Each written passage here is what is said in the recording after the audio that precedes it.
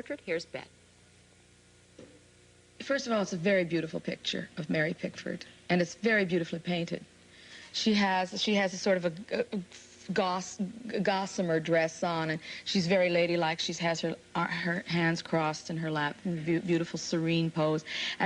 But her eyes are kind of droopy, and she has tears in them, and she looks like she's just gonna, like it's just too much to bear.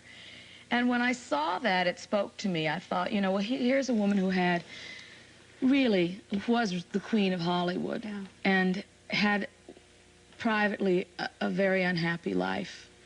And so it's a kind of a dichotomy that you have to, you know, learn to live with and learn to accept. And I took it because it spoke to me, and it says that every time I look at it. It says, you know, don't go crazy, you know, pull back, because the sorrow is always around the corner. A kind of constant reminder. Yeah. There. Thinking of that, I mean, part of becoming a star, I mean, a lot of people around you telling you what to do all the time. What's the worst piece of advice you ever got? Make jinxed. Ah, all right. That was a tough time for you. Did it sour you on movies? Do you want I think I soured the movies. I think I soured the picture business on myself. I'm not really sure what happened. I think it worked both ways. It didn't work out. It was a mess. It would never have worked. It never would have worked. It was just doomed. A lot of people say that in your industry that you kind of have industry? to have What about this. your industry? Well, you're your in it industry, too. I'm in reality industry, and you're in really fantasy industry. You know, getting up there. You! No, I mean, you get out there and entertain, and you present a whole feeling, a whole mood, and in a movie you take on another person's character, and that takes a certain ability to be able to do that. But don't you feel that as a news person you have to take on a certain character? What you see is what you get. Do you walk around the house like that? Yeah. You do? Do you walk around the house like this? I actually do walk around the house like this. This is no trouble.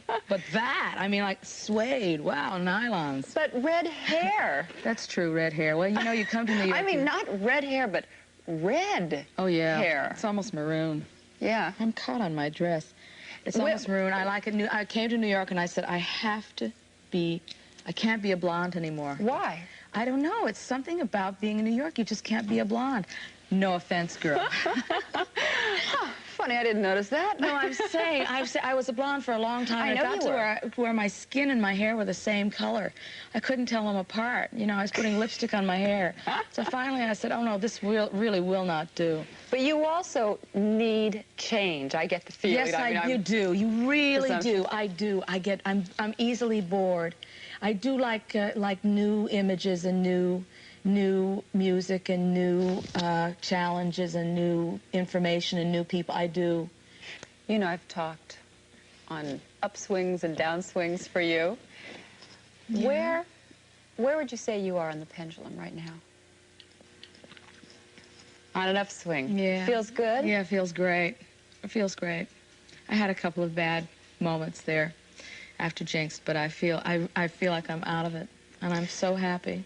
Yeah, I read where you said recently that you felt like you were under a cloud, and yet in the last 6 months, a great burden had been taken off your shoulders. You want to explain what you were talking about? Well, I think it was just the time heals all wounds. Does that sound familiar? Yeah. That's what happened. Enough time passed, and the pain just went away.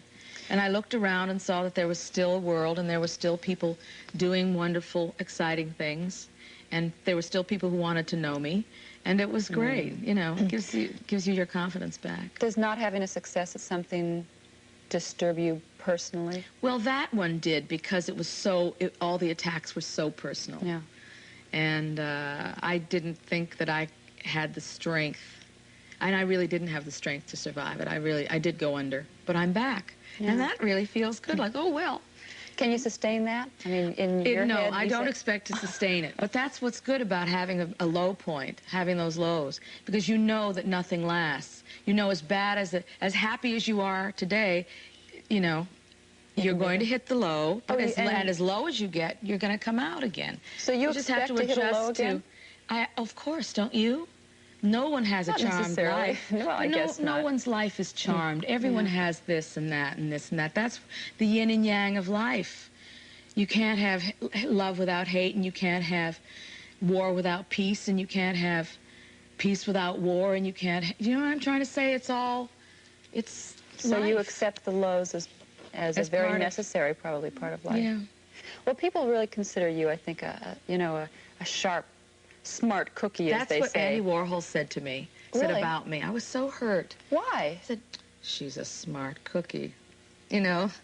I mean, it has sort of like, it has a sort of conniving thing to it, and I don't really think of myself as a conniver, although maybe I am, who knows. You said even a couple of years back, I have no idea who I am. I'm good at shows, but I'm not so good at real life.